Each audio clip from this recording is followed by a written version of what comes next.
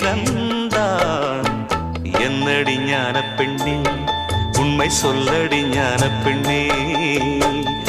நடந்தால் 2 அடி, இருந்தால் 4 அடி.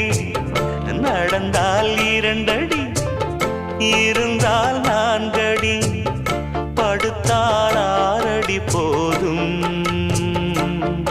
இந்த நிலமும் அந்த வானமும் அது எல்லோர்க்கும் சொந்தம். அடி சொல்லடி ஞான பெண்ணே, உண்மை சொல்லடி ஞான பெண்ணே. சொல்லடி ஞான பெண்ணே, உண்மை சொல்லடி ஞான பெண்ணே. நடந்தால் 2